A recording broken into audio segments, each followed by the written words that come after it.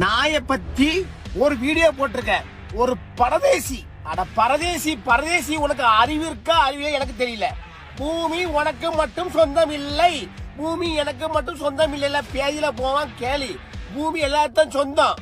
என்ன அப்போ ஒண்ணு பண்ணு, சிங்கம், கரடி, புலி, நல்ல பாம்பு, இந்த மலைப்பாம்பு எல்லாத்தையும் பிடிச்சிட்டு வந்து உன் வீட்டுல போட்டு வளர்த்து, சோறை போட்டு வளர்த்து, நீ அது நடுவில் படுத்துக்கோ.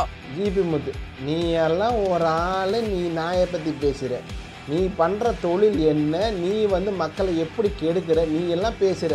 இது இர்ரெஸ்பான்சிபிள் பெட் ஓனர் தான் சார். இப்போ நான் அவரை தூக்கி உள்ள வச்சிடலாமா? கண்டிப்பாக, ஏன்னா ப்ராப்பர் ட்ரைனிங் கொடுக்க மாட்டாங்க அந்த டாகுக்கு. காலையில 8 மணிலேருந்து 9 மணி வரை ரொம்ப பிஸியா இருக்கும் பிஎஸ்சி. எல்லாம் ஸ்கூல் போற குழந்தைங்க எல்லாம் ரேபிஸ் வேக்சினுக்காக வந்து நிப்பாங்க. உங்களுக்கு யாரோ நடந்துருந்தா இது தெரியும், இந்த வழி தெரியும். அந்த நீயா நானா கருத்து வந்து பார்த்தீங்கன்னா எனக்கு உடன்பாடு பல விஷயம் இருக்குது, இல்லைன்னு சொல்லலை.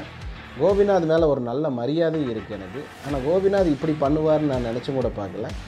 அந்த அன்னைக்கு பார்த்ததுலேருந்து கோபிநாத் மேலே ஒரு மரியாதையே போயிருச்சு. ரொம்ப சிம்பிள், முறைப்படுத்தணும். என்ன செய்யலாம்? வயலண்ட் இல்லாத வகையில் எதை வேணாலும் செய்யலாம். என்ன செய்யலாம்? அது என்ன செய்யணும், அதை எப்படி செய்யணும், அதை நான் சொல்கிறேன் வாங்க.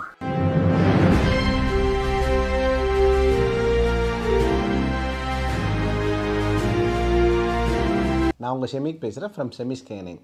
இன்றைக்கி ஒரு ஹாட்டான டாபிக் பற்றி நமக்கு பேச போகிறோம். ஸ்ட்ரே டாக்ஸ்னால் என்னென்ன பிரச்சனை இருக்குது, அதனால் என்னென்ன நன்மை இருக்குது, எல்லாத்த பற்றி விலாவரியாக அலாச போகிறோம். எனக்கு தெரிஞ்ச எல்லாத்தையும் இன்றைக்கி சொல்லலான்னு ஒரு பிளான் பண்ணியிருக்கேன். அதனால் கொஞ்சம் பெரிய வீடியோவாக தான் வரப்போகுது, கொஞ்சம் அட்ஜஸ்ட் பண்ணி பாருங்கள். 8 வாரத்துக்குள்ளே டெல்லியில் இருக்கிற ஸ்ட்ரீட் இருக்கிற எல்லா ஸ்ட்ரே டாக்ஸும் அப்புறப்படுத்தணும் ஒரு ஆர்டர் போட்டாங்க. என்றைக்கு இந்த ஹைகோர்ட்டில் ஆர்டர் கொடுத்தாங்களோ அதிலிருந்து மக்கள் எல்லாமே புரட்சியாக வெடிச்சிட்டாங்க. ஒரு நாய்க்கு எதிராக ஃபைட் பண்ணிகிட்ருக்காங்க. ஒரு சிலர் என்ன பண்ணுறாங்க அப்படின்னு கேட்டிங்கன்னா, இத்தனை நாள் அவங்க எங்கே இருந்தாங்கன்னு எங்களுக்கு தெரியவே இல்லை. இப்போ வந்து பார்த்திங்கன்னா நாய்க்கு சாப்பாடு கொடுக்காத, நாயை வந்து கொல்லு, அப்படி இப்படின்னு நிறையா பிரச்சனையாக சொல்லிகிட்டு இருக்காங்க. இத்தனை நாள் ஹைகோர்ட் ஆர்டர் கொடுக்கறதுக்கு முன்னாடி வரைக்கும் இவங்கெல்லாம் எங்கே போனாங்கன்னே எனக்கு தெரியல. இப்போ தான் இந்த பிரச்சனை வந்திருக்காங்கன்னு கேட்டால் இல்லை, பல நாட்களுக்கு முன்னாடி, பல வருஷங்களுக்கு முன்னாடி இந்த பிரச்சனை இருக்குது. அதுக்கு யார் தீர்வு கண்டிருக்கணும் அப்படின்னு கேட்டிங்கன்னா நம்மளோட கவர்மெண்ட்டு தான் இதுக்கு முழுக்க காரணம். இந்தியா கவர்மெண்ட்டு தான் இதுக்கு முழுக்க காரணமே தவிர பொதுமக்களாக நம்மளோ நாய் விரும்பிகளோ இல்லை நாய் எதிர்ப்பாளர்களோ கிடையாது. இந்த கருத்தை பற்றி பேசினோம்னாலே வந்து பார்த்தீங்க அப்படின்னா, நீ ஒரு நாட்டு நாய் எடுத்து வந்து உன் பெட்ரூமில் கொண்டே வெயின்னு நிறைய பேர் கருத்து தெரிவிக்கிறேன். உங்களோட கருத்து தெரிவிங்க, பிரச்சனை இல்லை. அடுத்தவங்களை திட்டி தீக்காதீங்க. ஃபஸ்ட்டு உங்களுக்கு உங்கள் கருத்து பெருசு அப்படின்னா எங்களுக்கு எங்கள் கருத்து பெருசு தான். இனத்தையே அழிக்கணுங்கிறது எங்களால் ஏற்றுக்க முடியாது. இதை கண்ட்ரோல் பண்ணுறதுக்கு நாங்களும் உதவி செய்கிறோம். அது இல்லாமல் வந்து பார்த்தீங்க அப்படிங்கன்னா, நீங்கள் சொன்னீங்க இல்லையா, எடுத்த உடனே வந்து பார்த்தீங்கன்னா நீங்கள் இந்த நாட்டு நாயெல்லாம் எடுத்துக்கொண்டே உங்கள் வீட்டில் வை. நானும் உண்மையாலுமே அந்த நாயை நான் காட்டுறேன். ரொம்ப பரிதாபமான நிலைமையில் இருந்துச்சு. நாய் குட்டி போட்டு இந்த பிரச்சனை வந்தோடனே அந்த வீட்டுக்காரங்க என்ன பண்ண, குட்டி நாய் எல்லாத்தையும் தூக்கிட்டு வந்துட்டு ஒரு பள்ளத்தில் போட்டாங்க. அந்த குட்டி நாயெல்லாம் பொறுக்கிட்டு வந்துட்டு நம்ம வந்து இப்போ நல்லபடியாக வச்சுருக்கோம். அதில் ஏதாவது உங்களுக்கு குட்டி தேவைப்பட்டுச்சுன்னா எங்ககிட்ட சொல்லுங்கள், உங்களுக்கு ஃப்ரீயாக அனுப்பிச்சி விட்றோம். ஒரு நாயை கருத்தடை பண்ணோம் அப்படின்னு கேட்டிங்கன்னா, மேலே பிடிச்சி கருத்தடை பண்ணிங்கன்னா ஒரு பிரயோஜனம் இல்லை. ஏன் அப்படின்னு கேட்டிங்கன்னா, ஒரு ஊருக்கே ஒரு மேல் இருந்தாலும் அத்தனை ஃபீமேலையும் அது மேட் பண்ணும். ஏன்னு கேட்டிங்கன்னா, அது ஒரு ஆண் ஒரு பெண் வாழ்க்கை கிடையாது. அது ஒரு ஆண் பல பெண்கள் கூட வாழ்கிற வாழ்க்கை தான் அதோட நாயோட வாழ்க்கை. ஸோ அதனால் வந்து பார்த்திங்கன்னா மெயினாக நம்ம கருத்தடை பண்ண வேண்டியது ஃபீமேல் தான். எதுக்கு கருத்தடை பண்ணிட்டோங்கிறது ஒரு ரெக்கார்டிக்கல் கவர்மெண்ட்டுக்கிட்டையும் இல்லை, யாருக்கிட்டையும் இல்லை. அதுக்கு எப்படி ஒரு ஐடென்டிஃபிகேஷன், இந்த நாய்க்கு வந்து கருத்தடை பண்ணிட்டோமா இல்லையாங்கிறது யாருக்குமே தெரியாது. ஸோ ஃபீமேலை கருத்தடை பண்ணணும். நானுமே சொல்கிறேன், இந்த நாயை வந்து கண்ட்ரோல் பண்ணணுமே தவிர இதுக்கு மேலே விட்டோம் அப்படின்னு கேட்டிங்கன்னா நமக்கு பெரிய பிரச்சனைகள் இருக்கத்தான் செய்யுது. மனித குலத்துக்கே பிரச்சனை இருக்கத்தான் செய்யுது. அதெல்லாம் ஃபஸ்ட்டு நம்ம பண்ண வேண்டியது கருத்தடைக்கு பண்ணுறதுக்கு என்னென்ன கவர்மெண்ட்டுக்கு புஷ் பண்ணணுமோ நம்ம புஷ் பண்ணணும். நம்ம பண்ண வேண்டியது என்னென்னு கேட்டிங்க அப்படின்னா, ஏஆர்வி போட்டாகணும். ஸ்டேட்டில் இருக்கிற எல்லா நாய்க்கும் நம்ம போட்டே ஆகணும். ஸோ அதுக்கு நம்மளால் என்ன பண்ண முடியுமோ அதுக்கு நம்ம பிளான் பண்ணிக்கிட்டு தான் இருக்கோம். எங்கள் ஏரியாவில் நாங்கள் ஏஆர்வி போடுறதுக்கு நாங்கள் பிளான் பண்ணிட்டோம். அதே மாதிரி நீங்களும் இந்த வீடியோ பார்க்குறவங்களும் இந்த ஏரியாவில் இருக்கிற நாய்களெல்லாம் பிடிச்சி ஏஆர்வி போடுங்க. ரெண்டாவது பிரச்சனை என்னன்னு கேட்டிங்கன்னா, நிறைய பேர் கசன்னு அடிதடி பண்ணுறாங்க. என்னன்னே எனக்கு புரிய மாட்டேங்குது. இத்தனை நாளாக வந்து நாய்க்கு சோறு போட்டுட்டு இருந்தாங்க, திடீர்னு அந்த நாய்க்கு சோறு போடலைன்னா அதோட நிலைமை என்ன ஆகும்? நம்மளும் மனிதாபிமானங்கிறது என்னன்னு கேட்டிங்கன்னா, எல்லா உயிரையும் வாழ வைக்கணும் தான் மனிதனோட வாழ்க்கை முறையே தவிர வந்து எல்லா உயிரையும் கொண்டுட்டு மனிதனை வாழ வைக்கிறதுங்கிறது சாத்தியமே இல்லை. எல்லாமே நம்ம வாழ்க்கையோட அங்கம். அதுக்கு சாப்பாடு நீங்கள் கொடுக்கல அப்படின்னா அது பசு கொடுமையால் நம்மளுக்கு இனி வந்து நம்ம திருடி திங்கிறதுக்கு ஆரம்பிக்கும், நம்மளோட ஆடு மாடுகள் சாப்பிட்றதுக்கு ஆரம்பிக்கும், கோழிகளை சாப்பிட்றதுக்கு ஆரம்பிக்கும். ஸோ இந்த வீடியோவை பார்த்தீங்க அப்படின்னா இந்த மாதிரி சாப்பாடு போடாதீங்கன்னு சொல்கிறவங்களுக்கு இந்த வீடியோ அனுப்பிச்சி விடுங்க. சாப்பாடு போடலைன்னா தான் பெரிய பிரச்சனை வருமே தவிர, சாப்பாடு போட்டால் எந்த அனிமலுமே சாப்பிட்டுச்சுன்னா நிம்மதியாக படுக்குமே தவிர, சாப்பாடு இல்லாத பட்சத்து தான் அடுத்த சோர்ஸை தேடுமே. எக்ஸாம்பிள் T24ன்னு சொல்லிட்டு நீலகிரியில் வந்து ஒரு டைகர் வந்து வெளியே வந்து ஹியூமன் அட்டாக் பண்ணுச்சு. அது எதனால் ஹியூமன் அட்டாக் பண்ணுச்சு அப்படின்னு கேட்டிங்கன்னா, அது டெரிட்டோரியல் ஏரியாவிலேருந்து அந்த வேற ஒரு டைகர் வந்தனால அந்த ஏரியாவில் அதனால் இருக்க முடியல. இன்னொன்று வயசு ஆனனால அதுக்கு உள்ள வேட்டையாட முடியல. வேட்டையாட முடியாமல் ஈஸி டார்கெட்டாக அவன் மனுஷனை சாப்பிட்றக்க ஆரம்பித்தோம். இதே மாதிரி நீங்கள் சாப்பாடு போடலை அப்படின்னா இன்னும் ஆக்ரோஷமாக ஆகுமே தவிர அது வந்து மைல்டாகாது. பசி கொடுமைங்கிறது ரொம்ப பெரிய கொடுமைங்க. இந்தியாவில் மொத்தம் வந்து பார்த்திங்கன்னா 6.5 கோடி நாய்கள் இருக்குங்க. அது எல்லாமே 8 வாரத்தில் ஒரு ஷெல்டரில் போடணுங்கிறது ஒரு சாத்தியமற்ற ஒரு விஷயங்க.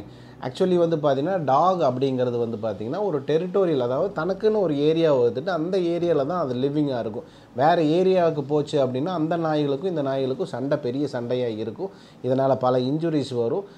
இதனாலேயும் நோய் தொற்று நிறைய வர்றதுக்கு வாய்ப்பு இருக்குது. எக்ஸாம்பிள், நீங்கள் ஒரு நாய்க்கு சாப்பாடு வைக்கிறீங்க அப்படிங்கன்னா அதில் ஆல்ஃபா டாக் தான் ஃபஸ்ட் சாப்பிடுமே தவிர எல்லா நாயும் ஒட்டுக்கா வந்து ஷேர் பண்ணி சாப்பிடாது.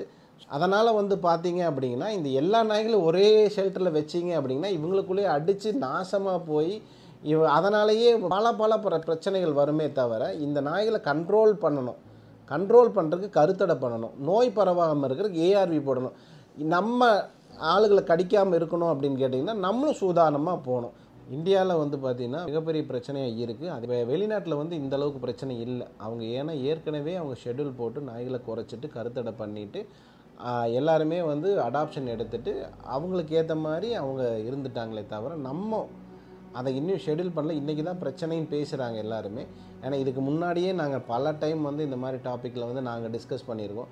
எனக்கு இந்த மாதிரி வாய்ப்பு கிடைக்கல எல்லாத்துக்கிட்ட சொல்கிறது. இன்றைக்கி சொன்னால் அந்த விஷயம் வெளியே போகிறதுனால தான் இன்றைக்கி பல விஷயம் நம்ம பேசிகிட்டு இருக்கிறோம். தமிழ்நாட்டில் சேலம் மாவட்டத்தில் தான் வந்து மக்கள் அதிகமாக இந்த வெறிநாய் கடியில் பாதிக்கப்பட்டிருக்காங்க. ஸோ நான் மற்றவங்கள மாதிரி வந்து நாய் வந்து என் குழந்தைக்கு மேலே கடவுள் அப்படிலாம் சொல்ல வரல. நாய் தாங்க. என் குழந்தை தான். நானும் ஒரு சாதாரண மனுஷன்தான், ஒரு ஃபேமிலி மேன் தான். எனக்கும் குடும்பத்துக்கும் குடும்பம் பெருசாக நாய் பெருசாக நானும் குடும்பம் தான் சொல்கிறேன். உங்களோட ஃபீலிங்ஸ் எல்லாமே புரிஞ்சு தான் நான் பேசுகிறேன். நான் வந்து செவ்வாய் கிரகணத்துலலாம் வரலைங்க. முதல்ல நான் உங்களுக்கு நான் எதிரியே இல்லைங்க. நம்ம எல்லாம் சேர்ந்து தான் ஒரு பிரச்சனையை தீர்வு காண முடியுமே தவிர, நாய் பிரியர்கள் மட்டும் நீங்கள் நாய்களை பார்த்துக்குங்க, நாய் பிரியர்கள் இல்லாதவங்க, ஏன்னா பாதிப்புங்கிறது நாய் பிரியர்களுக்கும் இருக்குது, நாய் பிடிக்காதவங்களுக்கும் இருக்குது. இது யாரை கடிக்கும் தெரியும். உங்கள் வீட்டில் இருக்கிறவங்களையும் கடிக்கலாம், எங்கள் வீட்டில் இருக்கிறவங்களும் கடிக்கலாம். இதுக்கு முதல் வழி வந்து நம்ம கண்ட்ரோல் பண்ணோம். ஃபஸ்ட்டு நீங்கள் உங்கள் ஏரியாவில் டாக்ஸ் நிறைய இருக்குது அப்படின்னா நீங்கள் ஃபஸ்ட்டு பிளான் பண்ணும்போது ரேபிஸ் வைரஸ் ஸ்ப்ரெட் ஆகக்கூடாது. ஸோ நீங்கள் உங்கள் கவர்மெண்ட் வெட்டினரி ஹாஸ்பிட்டல் இருக்கும், இங்கே இவ்வளோ டாக்ஸ் இருக்குது, நீங்கள் ஒரு கேம்ப் போடுங்க. அந்த நாய்களை பிடிச்சி வந்து ஏஆர்வி போடுறது உங்களுக்கு ஃபஸ்ட்டு சேஃப். ஸோ நிறைய பேர் சொல்கிறாங்க இந்த நாய்கள்னால வந்து நன்மையே இல்லை, பெரிய பிரச்சனை. உண்மையாலுமே நன்மைகளும் இருக்க தான் செய்யுது. இந்த நாய்களை நீங்கள் ஒரே நாளில் அழிச்சிட்டிங்க அப்படின்னா அடுத்தது எலி அதிகமாகும். எலினால் பிளேக் நோய் வரும்.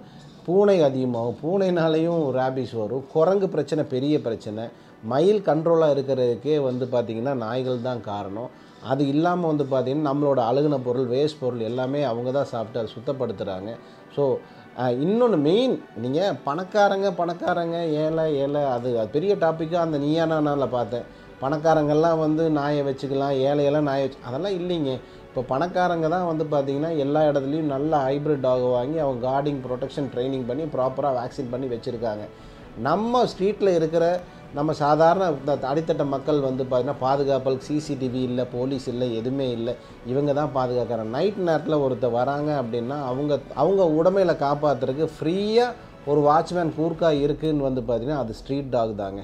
அதுக்குள்ளெல்லாம் மாற்றுக்கருத்தே இல்லை. எனக்கே நல்லா தெரியும் பல திருட்டு இவங்கனால தடுக்க. நிறைய பேர் சொல்லுவாங்க போலீஸ் இருக்குது, சிசிடிவி இருக்குது. இவங்கெல்லாம் நடந்து முடிஞ்சதுக்கப்புறம் தான் இவங்க பாதுகாக்குமே தவிர, ஒரு நாய் ஒரு நோயே வருதுன்னு வைங்களேன், ஒரு ப்ரிவென்ஷனாக நீங்கள் ஊசி போட்டிங்கன்னா தான் அது நல்லது. ஒரு வேக்சின் எதுக்காக நம்ம போடுறோம்? ஒரு நோயிலேருந்து தடுக்கிறதுக்காக தான் ஒரு வேக்சின் போடுறோம்.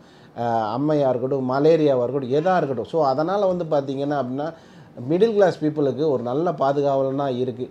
அதே சமயத்தில் இடைஞ்சல் இருக்குங்கிறது மாற்று கருத்தெல்லாம் இல்லை. ஸோ நம்ம ஃபஸ்ட்டு பண்ண வேண்டியது வந்து பார்த்திங்கன்னா கருத்தடை ரேபிஸ். திருப்பி நான் சொல்ல வர காரணமே இதுதான். கருத்தடையும் ரேபிஸும் நம்ம கவர்மெண்ட்டுக்கு புஷ் பண்ணி நீங்கள் பண்ணணும்.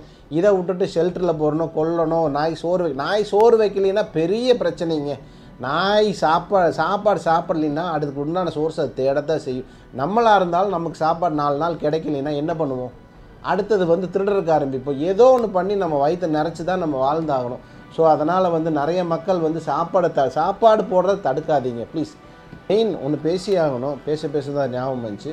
நார்த் இந்தியா போனீங்க அப்படிங்கன்னா அந்த மாட்டை ரோட்டில் அவுத்து விட்டுறாங்க.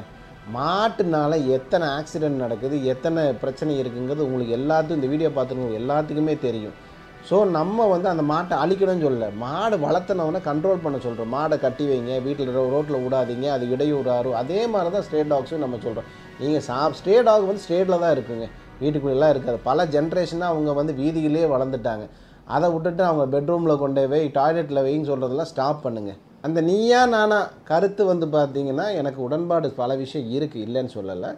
கோபிநாத் மேலே ஒரு நல்ல மரியாதை இருக்குது எனக்கு. ஆனால் கோபிநாத் இப்படி பண்ணுவார்னு நான் நினச்சும் கூட பார்க்கல. அன்னைக்கு பார்த்ததுலேருந்து கோபிநாத் மேலே ஒரு மரியாதையே போயிடுச்சு. ஒரு சைடு பார்த்தீங்க அப்படிங்கன்னா நாயினால் பாதிக்கப்பட்டவங்க மட்டும் இருந்தாங்க. நாயினால் நன்மை அடைஞ்சவங்களும் ஒரு சைடு வைக்கணும்ல, நாயை பற்றி தெரிஞ்சவங்களும் வைக்கணும்ல, நாய் ட்ரெயினரும் வைக்கணுமில்ல, நாய் டாக்டர்ஸும் இருக்கணுமில்ல.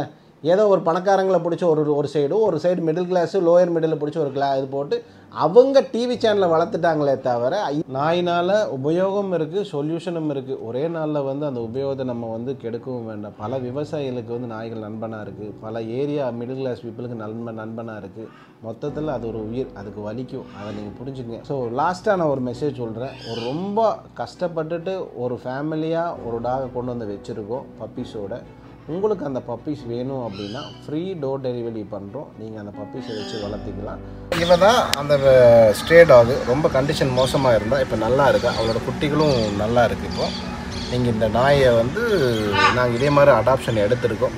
ஸோ நீங்களும் இந்த மாதிரி நாயை அடாப்ஷன் எடுத்து இதுக்கு ஒரு வாழ்க்கை கொடுங்க. பாவம் இதுகளுக்கு என்ன தெரியும். ஸோ இதோட குட்டிகளை நம்ம பார்க்குறோம் வாங்க. நல்லா இப்போ ஹெல்த்தியாக இருக்காங்க. இவங்க தான் அந்த நாய்க்குட்டிகள். ரொம்ப மோசமாக இருந்துச்சுங்க. ஒரு சில குட்டிகள் இன்னும் தேராமலே இருக்குது, அந்தளவுக்கு கண்டிஷன் மோசமாக இருக்குது. சில குட்டிகள் தேர்ந்துருச்சு. யாருக்காவது இந்த நாய்க்குட்டிகள் வேணும் அப்படின்னா ஃப்ரீயாக டோர் டெலிவரி பண்ணுறோம். ஸோ இந்த நாய்களுக்கான ஒரு வாழ்க்கை கொடுங்க.